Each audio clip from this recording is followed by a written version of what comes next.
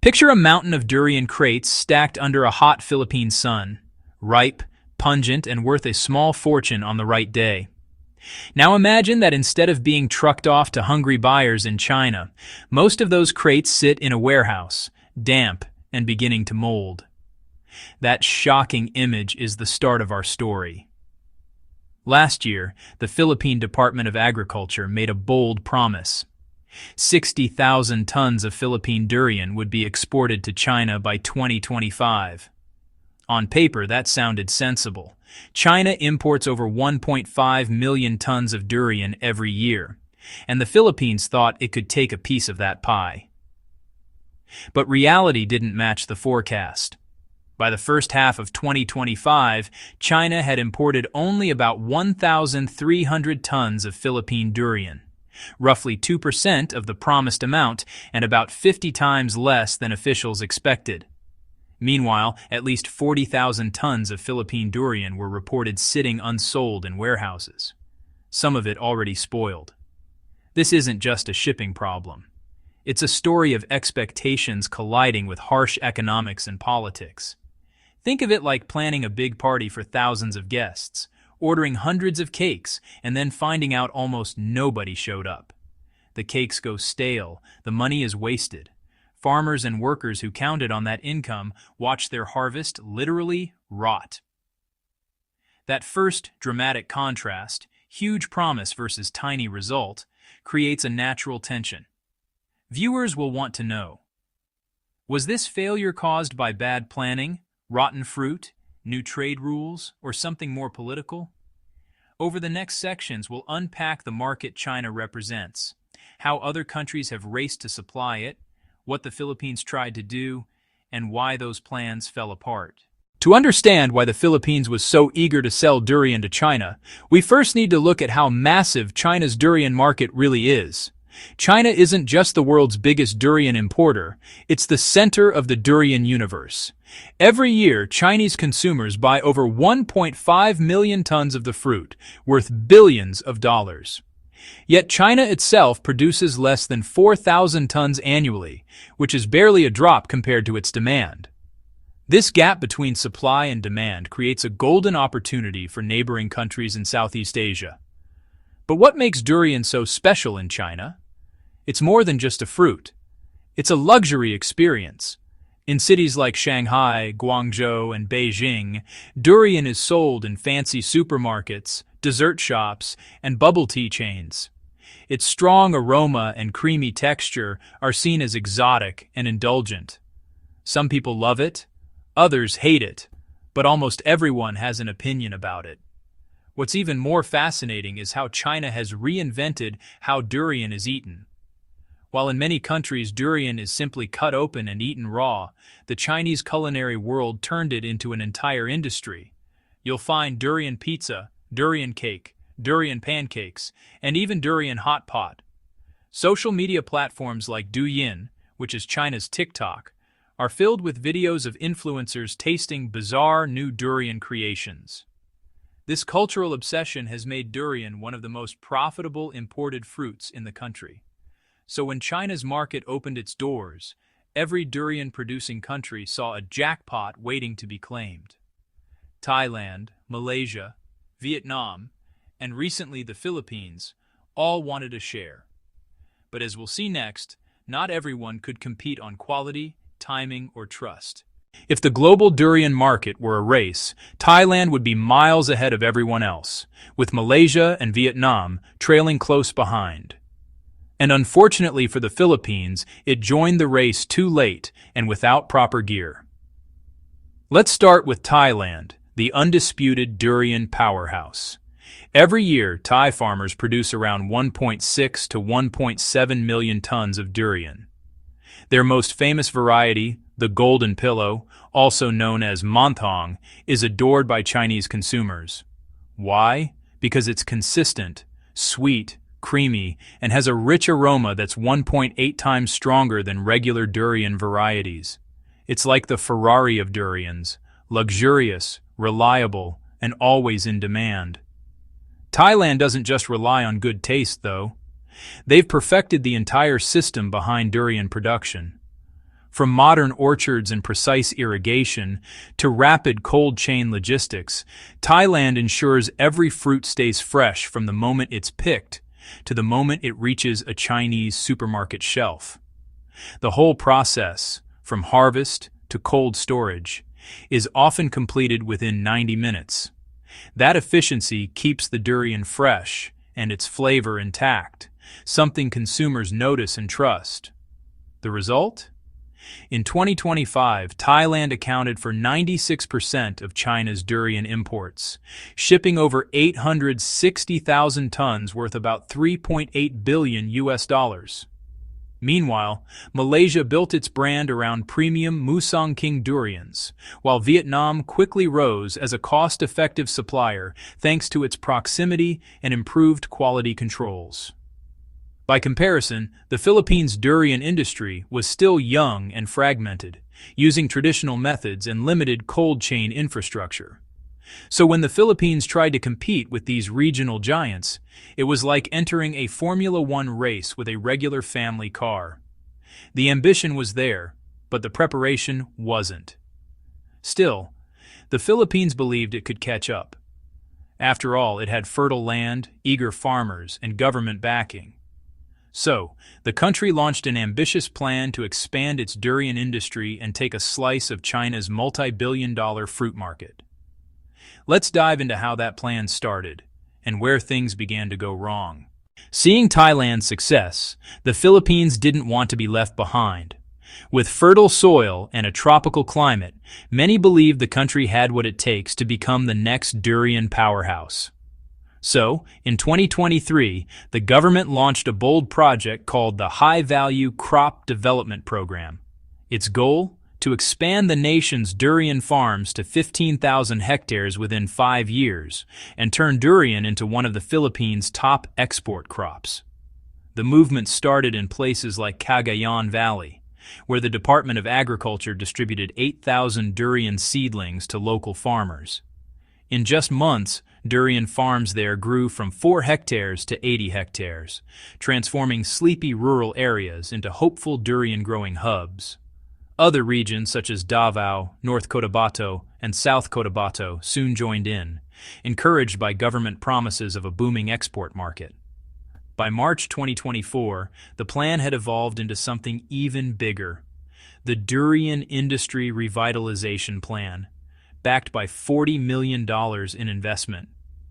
The project focused on improving farming techniques, pest control, training programs, and, most importantly, cold chain logistics.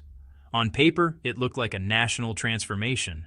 Farmers were motivated, cooperatives were formed, and local officials proudly announced that Philippine durians would soon flood Chinese supermarkets. When the Department of Agriculture later declared that the country would export 60,000 tons of durian to China by 2025, confidence was sky high. And that was just the beginning. The plan projected up to 200,000 tons within 3 years. To many farmers, this wasn't just about fruit, it was about pride. For the first time, the Philippines could compete directly with the region's agricultural giants. But dreams can be fragile. Despite all the optimism and effort, the results were nothing like what was promised. The moment the export season began, reality hit hard, and the story took a painful turn. Let's move to what happened next, the durian glut crisis, when the grand plan began to crumble.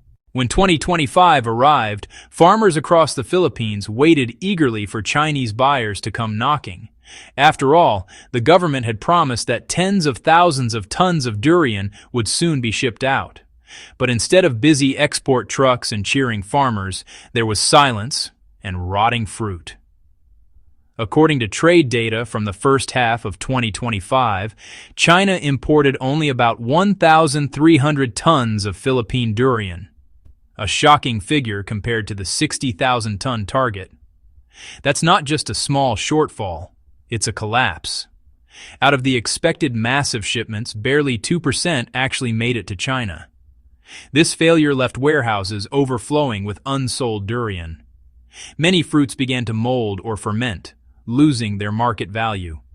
Some farmers tried selling locally, but honestly, the domestic market was just too small, nowhere near large enough to absorb thousands of tons of fruit meant for export.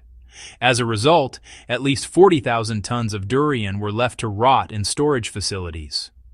Imagine the frustration. Entire harvests wasted after months of hard work and hope. Many farmers took out loans to expand their orchards or buy equipment, believing exports to China would repay their debts. Now they were left with piles of unsellable fruit and crushing financial losses. Some began openly blaming China, claiming it was retaliating politically and refusing to buy Philippine products. Local media picked up the story, calling it an agricultural disaster. Social media filled with images of rotting durian mountains, symbolizing broken promises and economic pain. But beneath the anger and disappointment, one big question remained. Was China really punishing the Philippines? Or was there another reason their durian failed to sell? Let's uncover the truth behind this, and look at the real causes that stopped Philippine durian from reaching Chinese shelves. When emotions cooled and experts began digging into the problem, the truth turned out to be more practical, and honestly, more painful than politics.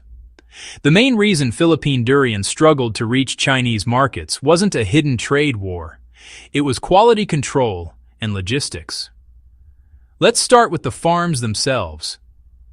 In many parts of the Philippines, durian cultivation still follows traditional methods, techniques passed down for generations, but not always suited for international export. According to agricultural reports, over 60% of durian orchards lack pest and disease monitoring systems, and many still depend on manual pest control or heavy pesticide use. This became a serious problem when China, in 2024, tightened its import quarantine standards for all foreign fruits. During inspections, Chinese customs authorities found that many Philippine durians exceeded safe pesticide residue limits or failed freshness tests. As a result, entire shipments were delayed or outright rejected at the border. Imagine spending months nurturing a crop, paying for packaging, cooling, and transport, only for it to be turned away after all that effort. The other issue was logistics. Countries like Thailand and Malaysia have highly advanced cold chain systems, meaning fruits are kept at stable, low temperatures from harvest to delivery. In Thailand, for example, durians are cooled and loaded into temperature-controlled trucks within 90 minutes of being picked. This precision keeps the fruit fresh and consistent. But in the Philippines, transportation infrastructure lags behind. Many farms are far from airports or major ports, and trucks with refrigeration systems are limited. That means by the time durians arrive at customs, some are already fermenting or losing texture, failing quality checks before they even enter the market. In short, while the Philippines had ambition, it lacked the technology and systems that made its competitors successful. The durian that reached Chinese buyers simply couldn't match the quality or reliability of Thai or Malaysian products. However, quality wasn't the whole story. There was another layer, a political one, that quietly shaped China's attitude toward Philippine imports. And that brings us to the South China Sea. Now let's peel back the geopolitical layer, the one that most fruit traders won't talk about, but honestly, everyone in Manila and Beijing quietly knows. While the durian export deal was supposed to be about business, it existed in the shadow of a much larger and older tension, the South China Sea dispute. The Philippines and China have been at odds over this resource-rich body of water for years. Beijing claims almost the entire area, marked by its so-called 9-dash line, while Manila insists those waters are within its exclusive economic zone, backed by a 2016 ruling from an international court that China simply ignored. So when the Philippines' new government under President Ferdinand Marcos Jr. began to strengthen ties with the United States, reopening U.S. military bases, conducting joint naval drills, and speaking out against China's actions at sea, it sent a clear message to Beijing. Manila was no longer playing nice, and China noticed. Shortly after these moves, traders began noticing unusual slowdowns in customs clearance for Philippine products, including bananas, pineapples, and of course, durian. There were no official bans, just technical inspections, random quality checks, and logistical issues. But behind those polite words was a clear pattern of economic pressure. This wasn't new for China. Over the past decade, it has used trade as a diplomatic tool, rewarding friendly countries with market access while quietly punishing those that challenge its political interests. It happened with Australia's wine and barley, Norway's salmon, and even South Korea's cosmetics after political disagreements. So, when Philippine officials complained that their durians were being unfairly delayed, China didn't even need to issue a statement. The message was simple. You can't eat from both tables, ours and Washington's. Still, the Philippines refused to back down. Instead, the government began looking for ways to reduce dependence on China's market altogether.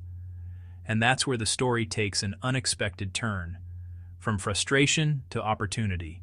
When the durian dream in China started to collapse, many expected the Philippine industry to give up. But instead of breaking down, it adapted, and in doing so, may have set the stage for something bigger. Local farmers and exporters realized they couldn't rely on a single market, especially one as politically sensitive as China. So they began exploring new destinations, countries like South Korea, Japan, and even the Middle East, where the demand for tropical fruits was growing fast. These regions were smaller markets compared to China, but they offered one thing that mattered more: stability. Meanwhile, the Philippine government started investing in post-harvest technology, building cold storage facilities and offering training programs for durian farmers on international standards. In Davao, for example, new cooperatives began forming to pool resources and upgrade production methods using lessons learned from Thailand's success. Private companies joined the movement too. Some exporters began experimenting with frozen durian pulp and durian-based desserts, which could travel farther without losing quality. By diversifying their product range, they made Philippine durian more competitive beyond just the fresh fruit market. And here's the most interesting twist. The crisis also sparked national pride. What started as a diplomatic disappointment became a symbol of economic resilience. The narrative shifted from China rejected our durian to we're building something better, on our own terms. This transformation reflects a bigger truth about global trade. Dependence can be dangerous, but failure can also be a powerful teacher. The Philippines may have lost China's durian market, but it gained something far more important: the determination to stand on its own feet and invest in long-term agricultural strength. And as the world watches Southeast Asia's economic chessboard, one thing is clear. The durian may be a small fruit, but it just revealed how deeply politics and economics intertwine in the modern era. In the end, the durian dream wasn't just about fruit. It was a mirror reflecting the Philippines' place in a world where trade, politics, and pride constantly overlap. What began as a hopeful export story quickly evolved into a crash course on global reality.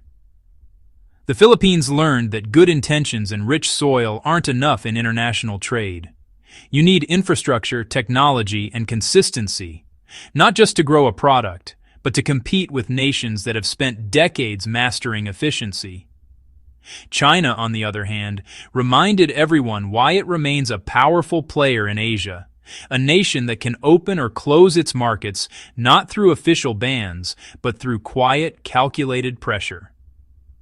It showed how economic influence can speak louder than diplomacy, and how even something as harmless as a fruit shipment can become a political statement. Yet perhaps the biggest takeaway is this: the durian crisis pushed the Philippines to look inward, to innovate, diversify, and invest in itself rather than chasing external validation. It's a story of turning rejection into redirection. Because sometimes, when a door closes, especially one controlled by a superpower, it forces you to build your own gate. And that's exactly what the Philippines is now doing, transforming frustration into self-reliance, one durian at a time. So maybe the real victory isn't exporting fruit to China. It's proving that a small nation can stand tall, adapt fast, and carve its own path in a world dominated by giants. So here's a question for you. Do you think smaller nations like the Philippines should keep trading with big powers like China, even when politics get in the way? Or should they start focusing more on self-sufficiency and regional cooperation instead?